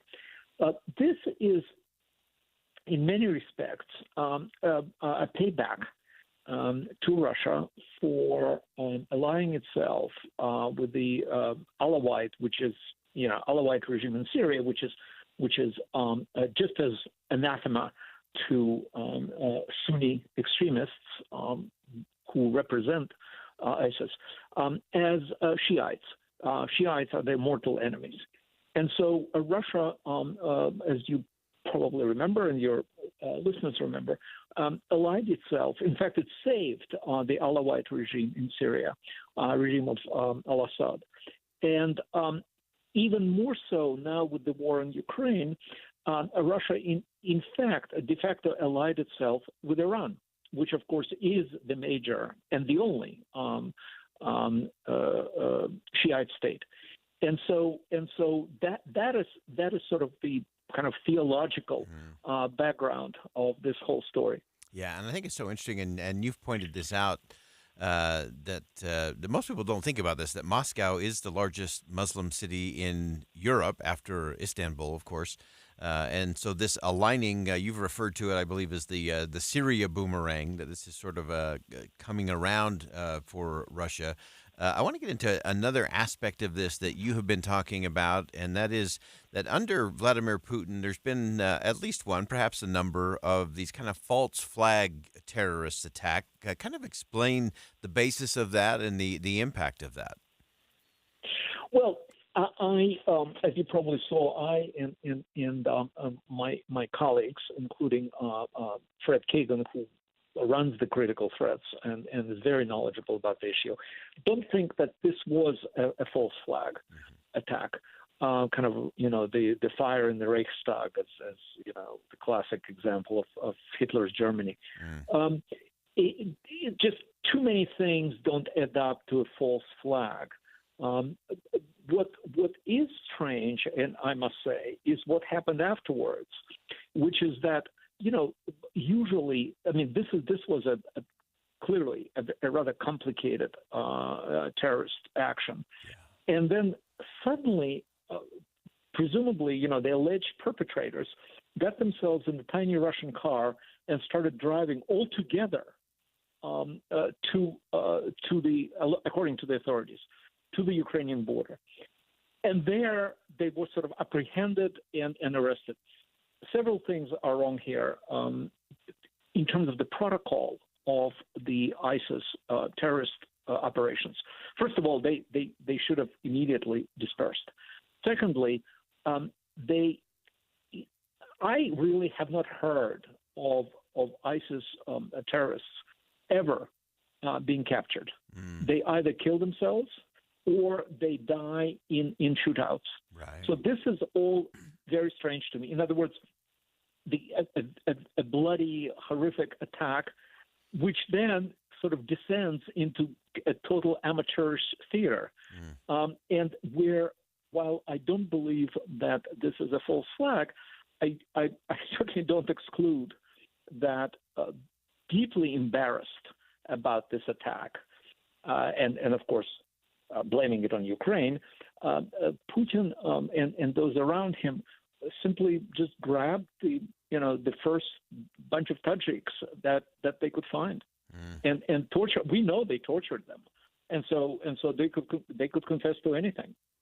Wow, that's a fascinating aftermath to all of that. What are some of the other things that you're keeping your eye on? Clearly, Vladimir Putin would like to use this dealing with the current war effort for him in invading Ukraine.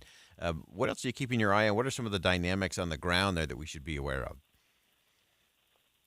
Well, clearly the usual.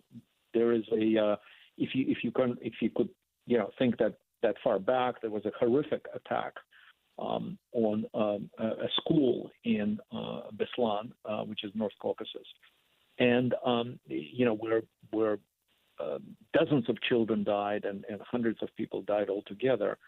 That was immediately used by Putin for, among other things, canceling elections of regional governors, but also all sorts of tightening of the screws. And in this case, I think, first of all, that is definitely going to happen. Right. He's going to, say, oh, we got to stay more vigilant. We got, fat and lazy and liberal, if you could believe it. But also, I think probably he will try and use it for increasing war effort in Ukraine. We are now just not only we're now defending our compatriots in southeastern Ukraine, Donbass, from alleged genocide of the Kiev authorities, we are now avenging those 137 people. Wow, fascinating stuff as always, Dr. Leon Aaron, Senior Fellow at the American Enterprise Institute. As always, we appreciate your perspective, especially on this part of the world and some of the impact there. Thanks so much for joining us today. Thank you. Again, that's Dr. Leon Aaron, and he is a Senior Fellow at the American Enterprise Institute. And it is so interesting to see, even in the aftermath of such a horrific attack, that there is the politics and the power grab of all of this, particularly by Vladimir Putin, who would like nothing more than to have one more rallying cry, one more reason to crack down, one more reason to push forward his invasion and attempted takeover of Ukraine. And I think as we look at all of those, it makes it all very difficult. And, of course, the front end of this was some of the U.S. intelligence that was passed along that was dismissed or ignored or disregarded by Vladimir Putin and the Kremlin that I think ultimately was part of the terrorists being able to carry this out. The back end, as Dr. Aaron pointed out, is a little suspect and a little fishy to a lot of folks, that they don't necessarily believe that those that the Kremlin has captured are necessarily those that actually carried out the attack. It's very much against the strategy and the philosophy of ISIS-K in particular, that someone carrying out an attack like that would be captured. They would either go out in the attack itself or they would go down shooting after the attack. And so there's a lot of unanswered questions there. We'll continue to follow that. Of course, the tragic loss of 137 victims for sure. And I suspect that that number will continue to go up as well. All right, we'll go ahead and we'll step aside for some bottom of the hour news. Don't go anywhere. When we come back, we'll pick it up here on Inside Sources on KSL News Radio. Stick around.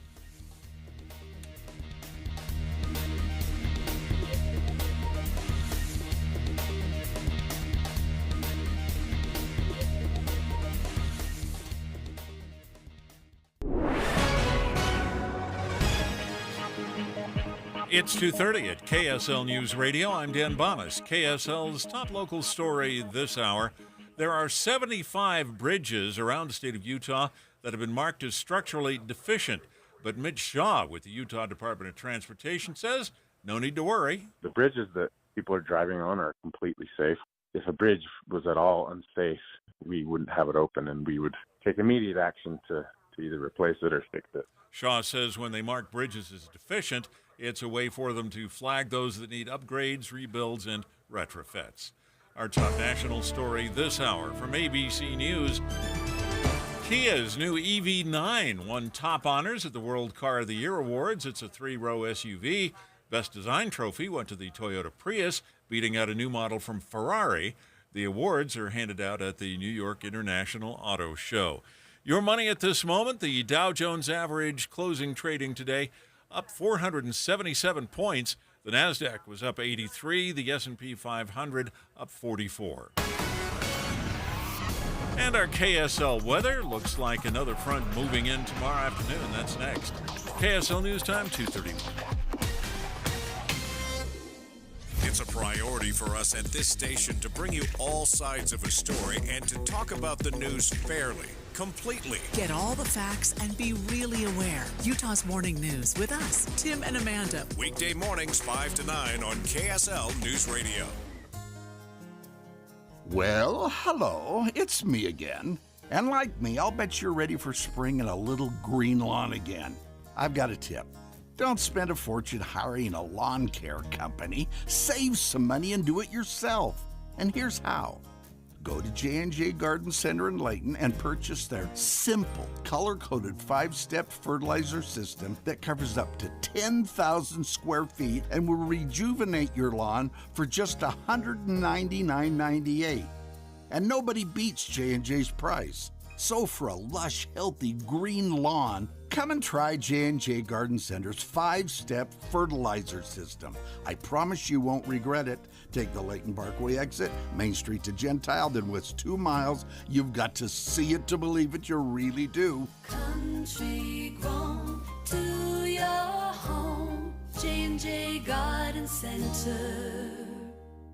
Man, I love spring. The days are warmer and getting longer. And unless you live in Arizona or Hawaii, it's almost time to move those clocks ahead for daylight savings. And moving the clock ahead makes it feel like there's an extra hour in your day. But if you're hiring, sadly, that extra hour doesn't add any more job candidates to your pool. But ZipRecruiter can. And right now, you could try it for free at ZipRecruiter.com/40. I doubt anyone has the time to post your available job to over 100 job sites on your own. But ZipRecruiter does that and so much more to help you reach the right people. And ZipRecruiter's smart technology scans thousands of resumes to identify the people whose skills and experience match your posting. So spring forward with a new hiring partner, ZipRecruiter, and find top talent sooner. See why 4 out of 5 employers who post on ZipRecruiter get a quality candidate within the first day.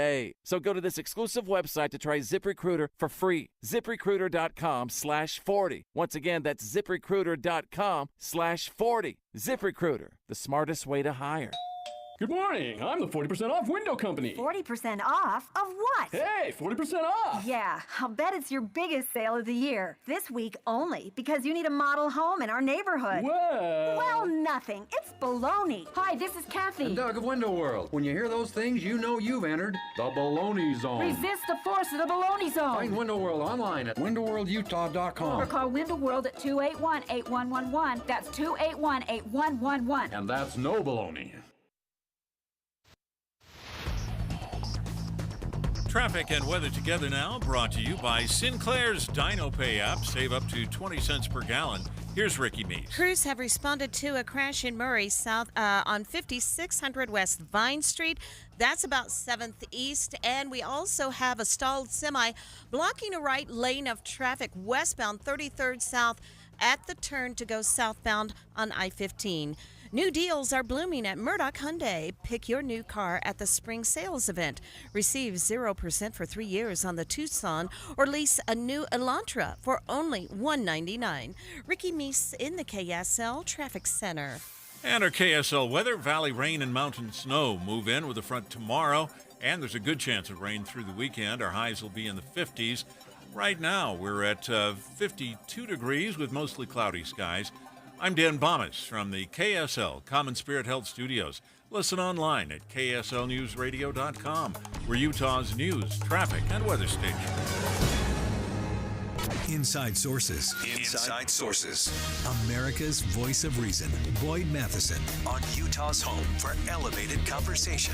Inside Sources on KSL News Radio.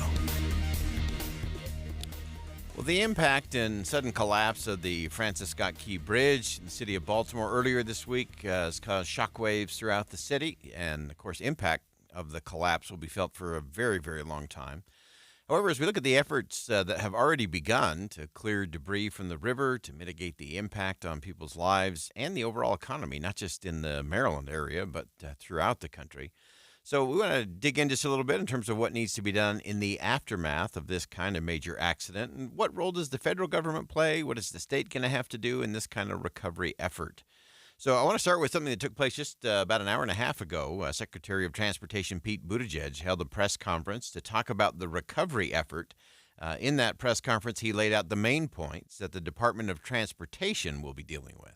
From a Department of Transportation perspective, that really comes down to four major focus areas.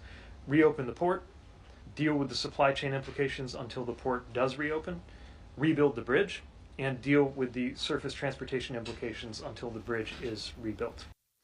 So all of those significant pieces of the puzzle there. Obviously, you got to reopen the port. That's a big deal. There's going to be all kinds of ripples to that in terms of the supply chain, what's coming in, what's going out, what can and can't be done there. You obviously have the overall big challenge of rebuilding the bridge. That's going to take some time. And then, of course, you have the surface transportation issue as well.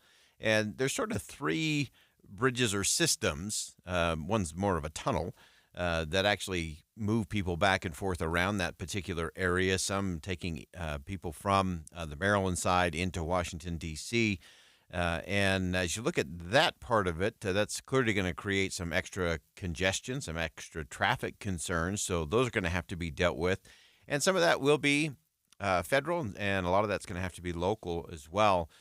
Secretary Buttigieg also talked about the economic impact of the accident and what that's going to mean for Baltimore and what that's going to mean for the rest of the country. We are concerned about the local economic impact with some 8,000 jobs directly associated with port activities. No matter how quickly the channel can be reopened, we know that it can't happen overnight, and so we're going to have to manage the impacts in the meantime. 8,000 jobs directly affected. I've seen numbers as high as 15 of kind of the ripple effect of that in terms of jobs in that area. And so that is significant. And a lot of those labor jobs, again, all of those are going to be real stressors there. So it'll be fascinating to see how they navigate that and what kinds of things they try to put in place to mitigate some of the negative impact economically from the bridge collapse. One reporter asked Secretary Buttigieg the question I think everybody is thinking, and that is, okay, the bridge is down. How long is it going to take to clear it? How long is it going to take to rebuild it? How long till we return to, quote, normal? Too soon to be certain. What I'll say in the case of the bridge is that the original bridge took 5 years to construct. That does not necessarily mean it will take 5 years to replace, but that tells you what went into that original structure going up. Again, we need to get a sense of the conditions of the parts that look okay to the naked eye, but we just don't know yet, especially in terms of their foundational infrastructure. So it is going to be some time. This is one of those things that I think we've sort of lost in the country, is our ability to do like these big kind of projects that we used to do. And this kind of bridge is an interesting one in that it was such an iconic bridge. There were very few places in and around Baltimore and the Maryland area there that you couldn't see the bridge.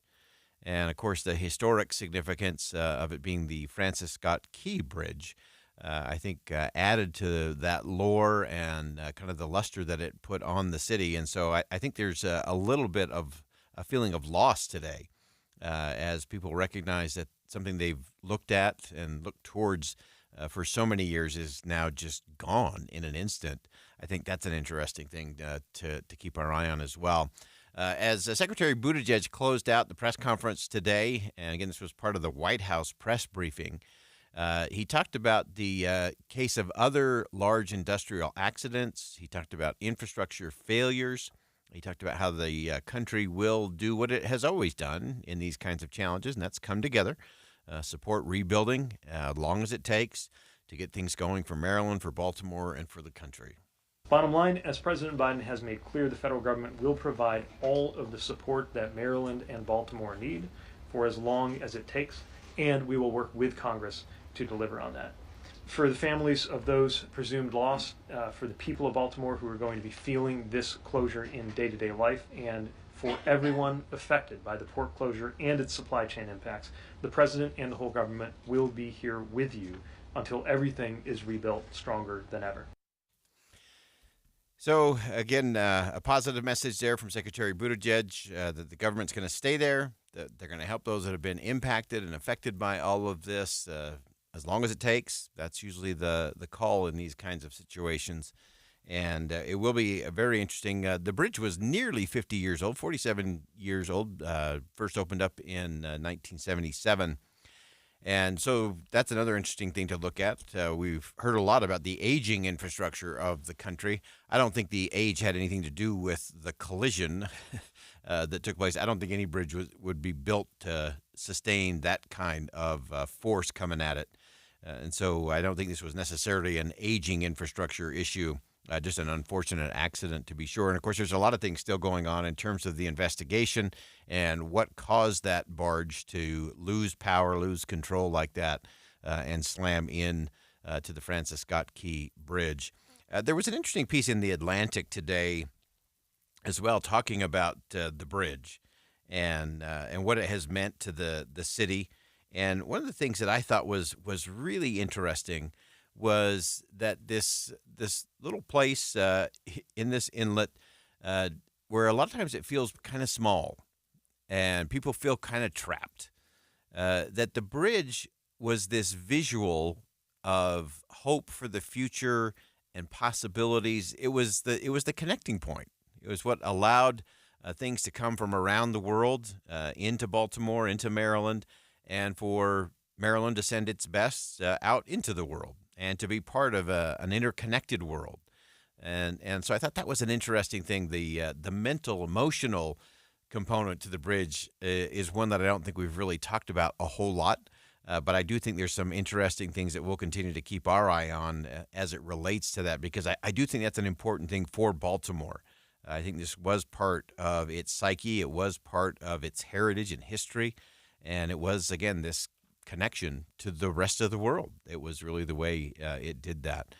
So a lot of fascinating stuff going on there as it relates to the bridge and the infrastructure. It'll be interesting to see what President Biden does next. Will he make a trip out there and do any kind of press or gathering?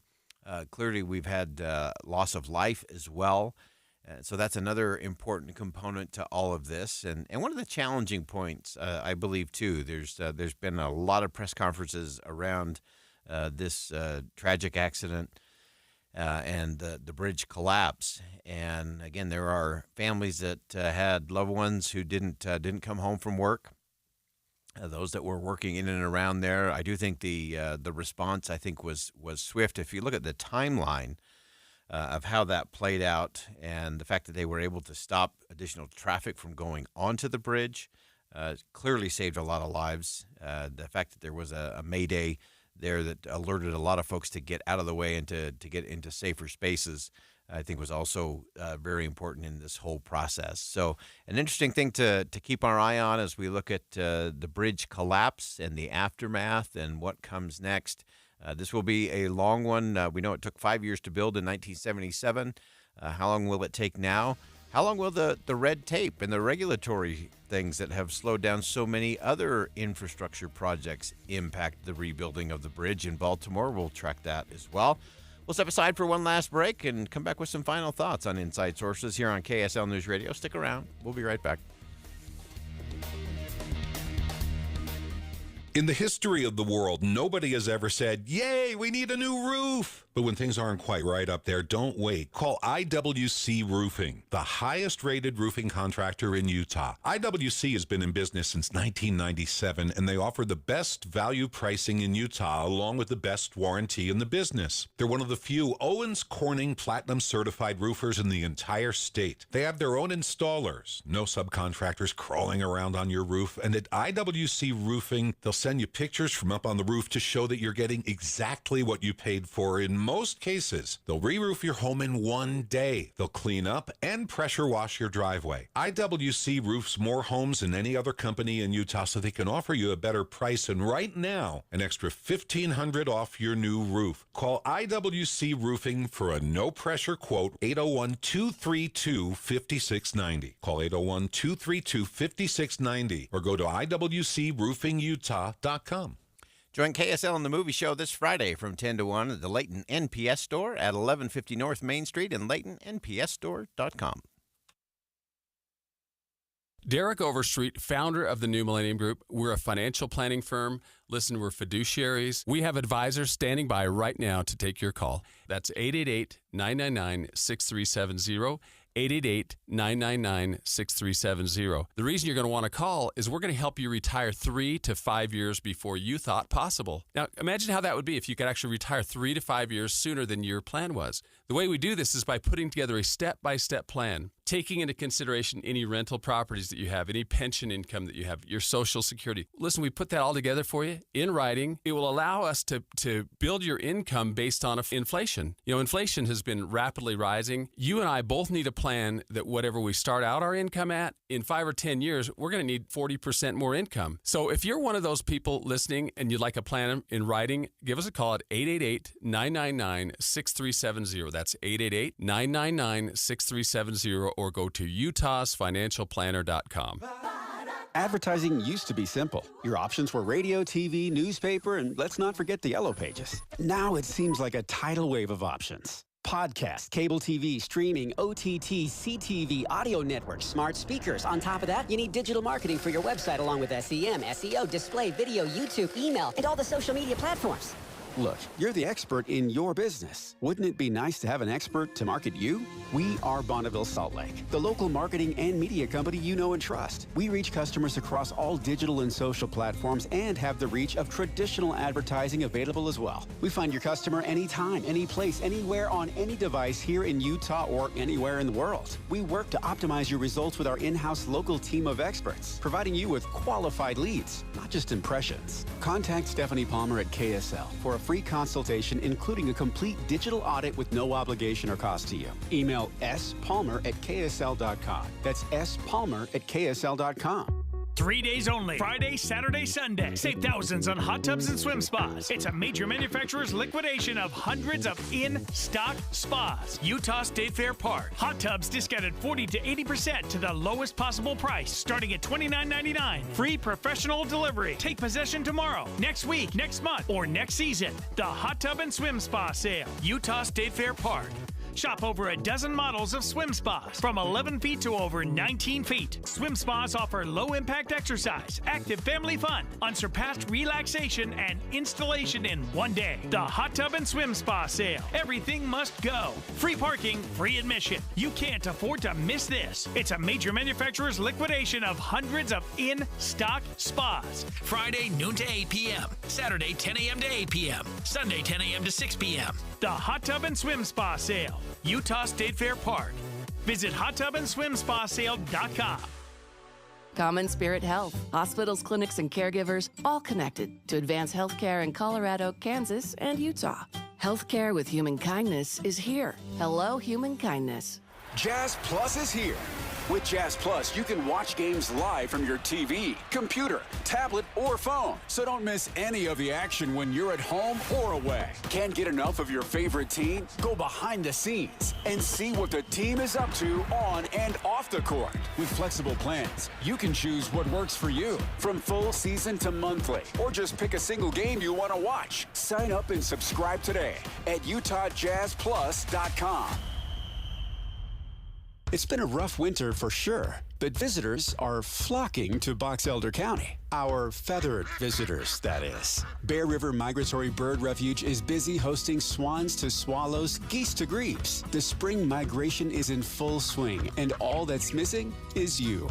Box Elder County really is for the birds. Just a short 60 minutes north of Salt Lake, Box Elder County is the perfect place to make memories and celebrate spring, along with spending time with our feathered friends. You'll experience amazing restaurants and unique shopping. Come take a soak at Crystal Hot Springs, home to the highest mineral content of any natural hot springs in the world. Let the winter melt away as you relax and rejuvenate. Take in a theater performance at one of the live theaters or visit one of the fine museums. Visitors really are chirping all about Box Elder County. Check out visitboxeldercounty.com and see why Box Elder County is for the birds. That's boxeldercounty.com.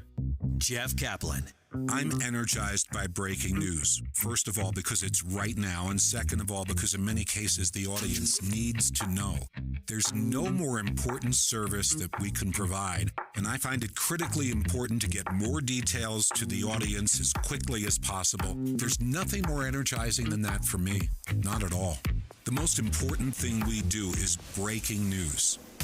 I am gratified that so many people listen to me every afternoon on KSL, but what they don't know is that there are so many people behind the scenes making it happen, checking on the traffic, answering the phones, making the calls, talking to the newsmakers. They're out in the street, into the field to get the raw information, and then putting it all together so that I can sit in front of a microphone and be a source of information every afternoon. But there are so many people who make it happen. That's what you don't know. Ride Home with Jeff Kaplan, weekdays 3 to 7 on KSL News Radio.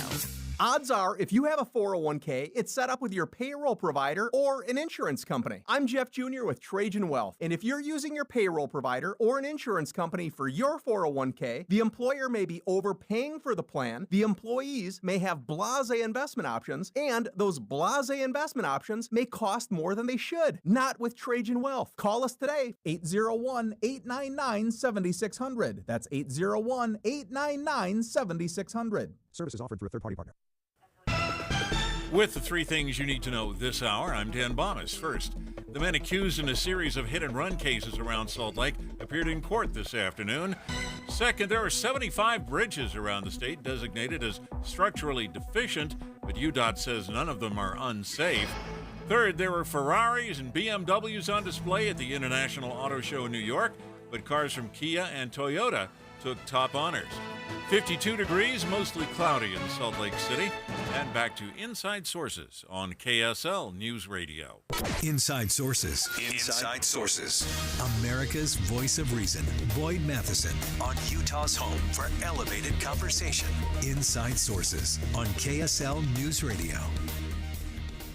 Welcome back to Inside Sources here on KSL News Radio. It's great to be with you today. As always, I am Boyd Matheson. As we round out the program today, one of the big headlines, of course, over the last 24 hours has been the departure of Ronna McDaniel, a very, very, very, very short stint at MSNBC as a contributor. And, of course, there's all the politics of all of this. And I want to get past that just a little bit because I think there's some principles underneath it that are worth thinking about beyond whether you're a Democrat or a Republican, a liberal or a conservative or anything in between. And, of course, the interesting thing, obviously, was how short it was. And, of course, clearly it was some of the talent that would have been her colleagues at NBC and MSNBC who spoke out and said, no, this isn't it. This isn't journalism, and we can't have this, and made a call to the establishment and the people in the corner offices that this couldn't stand. And there's an interesting debate there. And you can go back and forth in terms of January the 6th. That's a whole issue. We've spoken about that a lot. And then, of course, there's just this whole idea of what should we be talking about and what kind of voices should we have on? I do think that NBC did say, hey, this is someone who was an insider at the RNC up until a few weeks ago and clearly could provide some interesting analysis on how the RNC has been functioning under former President Trump, but now candidate Trump. And so I think that there is great value there in terms of the kinds of stories that could be told and the kind of insight and analysis that could be delivered. So I think there was a legitimate path there in terms of the NBC executive saying, hey, there's a conversation. This is someone who has insight. They've been in the room where a lot of that happened. That's worth a flyer. That's worth a contract. Now, there's also the hypocrisy of what goes on in terms of politics and into media and back and forth, and we see that play out. And, of course, people have the right to have employment and to do jobs that they want to do. I did think it was a little bit interesting that Jen Psaki of MSNBC has her program there, that she weighed in on this as someone who was the spokesperson for the current president. And she now has her own show on MSNBC, and I don't begrudge her that. I actually think she's very smart. She actually does really good analysis. I think she can separate her former boss and her former job from her current job and her current boss. So Jen Psaki clearly knows that you have to shift at some point from who your former boss was to who your current boss is and what the job is, because they're very, very different.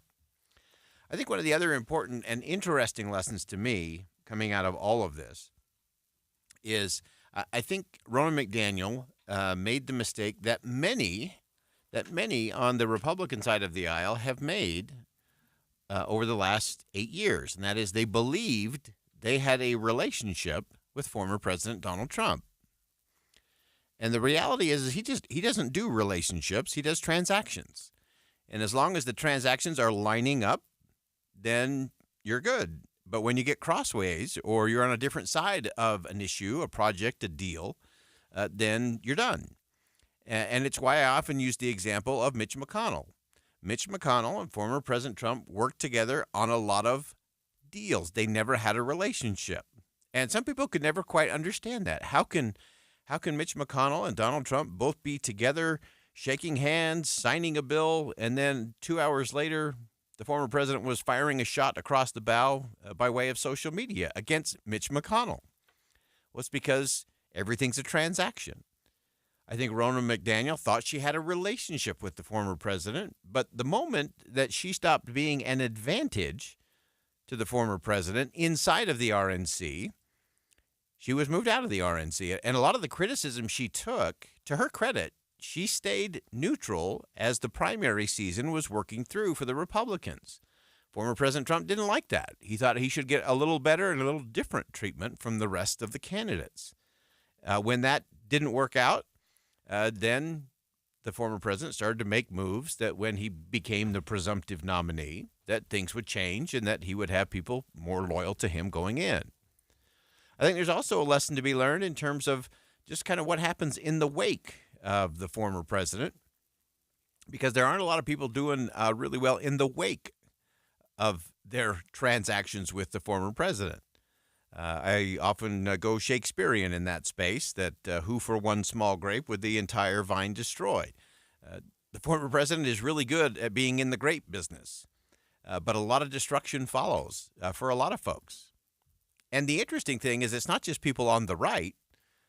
It's also people who have been broken on the left, who have become so obsessed with the former president that they've stopped